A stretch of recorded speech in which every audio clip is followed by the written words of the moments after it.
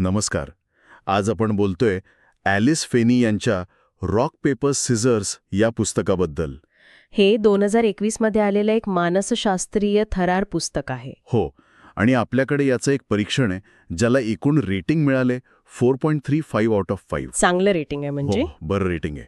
तर आपलं उद्दिष्ट काय आहे की या परीक्षणाच्या आधारे आपण पुस्तकातले महत्त्वाचे मुद्दे म्हणजे कथानक, पात्र, त्यातले विषय आणि सगळ्यात महत्त्वाचं म्हणजे जी ट्विस्ट्स आहेत त्यावर जरा बोलूया. अगदी खोलवर जाऊन बघूयास काय आहे ते. चला तर मग सुरुवात कशी होते. हे जोडपं आहे ॲडम आणि अमेलिया राईट. त्यांचं लग्न जरा अडचणीत आहे आणि ते नातं वाचवण्यासाठी स्कॉटिश हायलँड्समध्ये जातात. अच्छा एका जुन्या रूपांतरित चॅपलमध्ये वीकेंडसाठी. अच्छा. मुख्य गोष्ट म्हणजे ॲडमला फेस ब्लाइंडनेस आहे, म्हणजे प्रोसोपॅग्नोसिया. ओहो, म्हणजे तो चेहरा ओळखू शकत नाही. बरोबर आहे. अगदी. तो अमेलियाचा चेहरा पण ओळखू शकत नाही. आणि दोघांनीही बरीच रहस्य लपवली आहेत. अमेलियाची अॅनिव्हर्सरी पत्र आहेत जी तिने वर्षानुवर्ष लिहिली आहेत. अच्छा. पण ॲडमने ती कधी उघडलीच नाहीत. बापरे. आणि मग त्या निर्जन ठिकाणी त्या चॅपलमध्ये विचित्र गोष्टी घडायला लागतात. सुरुवातीला वाटतं की हे फक्त नात्यातल्या तणावाचं नाटक आहे. पण लवकरच ते खूप भयंकर आणि अनपेक्षित वळण घेतं. हो, आणि इथे मला एक गोष्ट सांगावीशी वाटते. म्हणजे परीक्षणात पण तसं म्हटलंय की ते स्कॉटलंडमधलं ठिकाण आहे ना, ते एकाकी बर्फाळ चॅपल, हो. ते फक्त बॅकग्राऊंड नाहीये, ते स्वतःचं एक कॅरेक्टर बनतं. अच्छा. वातावरणासाठी तर 55 रेटिंग आहे म्हणतात. अगदी. ते उदास, भीतीदायक वाटतं आणि ती एकाकी जागा कथेमधला तणाव आणि ती कोंडीची भावना अजून वाढवते. मानसशास्त्रीय थरारासाठी अगदी परफेक्ट सेटिंग आहे ती. बरोबर. आता पात्रांबद्दल बोलूया का? हो. ॲडम आहे, जो पटकथा लेखक आहे, त्याला प्रोसोपॅग्नोसिया आहे. त्यामुळे तो जे सांगतोय त्यावर कितपत विश्वास ठेवायचा हा प्रश्न येतोच. म्हणजे तो एक अविश्वसनीय निवेदक ठरतो. बरोबर. Unreliable narrator. हो, तो थोडासा स्वतःत रमलेला, भावनिकदृष्ट्या दूर वाटतो. मग आहे अमेलिया. ती वरवर पाहता काळजी घेणारी वाटते, पण तिच्या आतही काहीतरी आहे, काहीतरी रहस्यमय. आणि मग एक तिसरी व्यक्ती आहे रॉबिन नावाची. अच्छा, तिसरं पात्र पण आहे. हो, आणि तिच्यामुळे कथेला एक वेगळंच वळण मिळतं. परीक्षक म्हणतात की पात्र गुंतागुंतीची आहेत, त्यांच्यात दोष आहेत, पण त्यामुळे ती खरी वाटतात. पात्रांसाठी 4.55 रेटिंग आहे.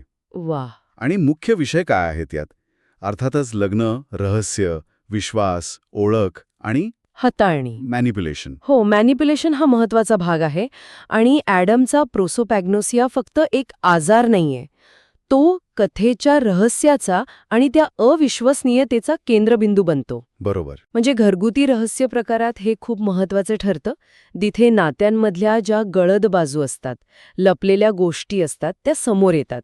आणि परीक्षणात म्हटल्याप्रमाणे पात्रांचे हेतू जरी कॉम्प्लिकेटेड असले तरी ते कुठेतरी पटतात. अच्छा. आता लेखन शैलीबद्दल काय म्हटलंय परीक्षणात? आणि ते वळण ज्याची खूप चर्चा होते. हो, तर फेनीच्या लेखनाची खूप प्रशंसा केली आहे. शैली एकदम धारदार आणि वातावरणीय आहे म्हणतात. प्रकरणं छोटी आणि वेगवान आहेत आणि दृष्टिकोन बदलत राहतो. म्हणजे कधी ॲडमच्या नजरेतून, कधी अमेलियाचा, आणि ती पत्र. हो, पत्रांमुळे कथेला एक कोड्यासारखं स्वरूप येतं म्हणतात. शैलीसाठी पण 4.5 रेटिंग आहे. अगदी. आणि मग येतो तो भाग, पुस्तकाच्या मध्यातलं वळण. ज्याला 4.75 रेटिंग आहे. हो, म्हणजे परीक्षक म्हणतात की ते इतकं जबरदस्त आहे की कथेचा पूर्ण अर्थच बदलून जातो. अरे वा. आणि सगळ्यात भारी गोष्ट म्हणजे ते असं अचानक आलेलं नाहीये. त्याचे संकेत लेखिकेनं आधीपासून खूप हुशारीने दिलेले असतात.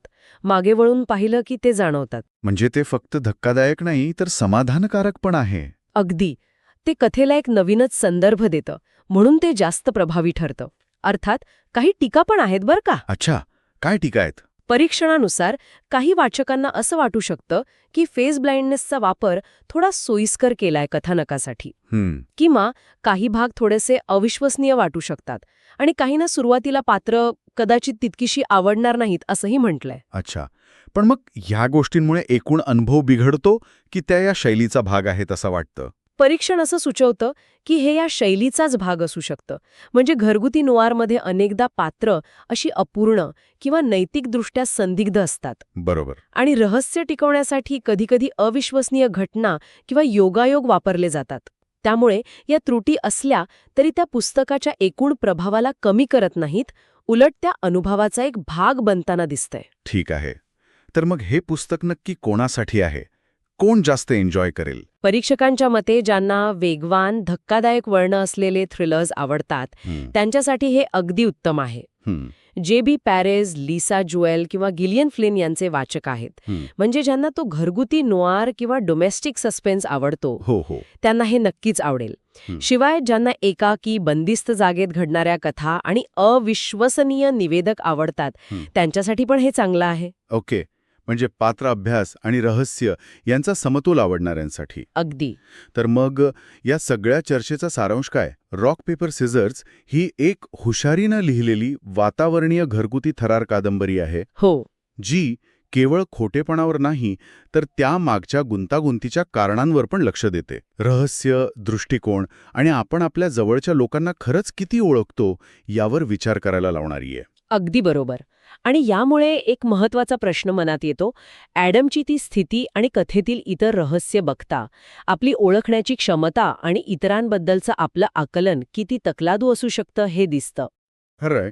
म्हणजे जर हे इतकं अस्थिर असेल तर मग आपण आपल्या अगदी जवळच्या व्यक्तीला सुद्धा खऱ्या अर्थाने किती ओळखू शकतो, हा विचार नक्कीच वाचकाच्या मनात रेंगाळत राहील. नक्कीच. एक विचार करण्यासारखा मुद्दा आहे हा.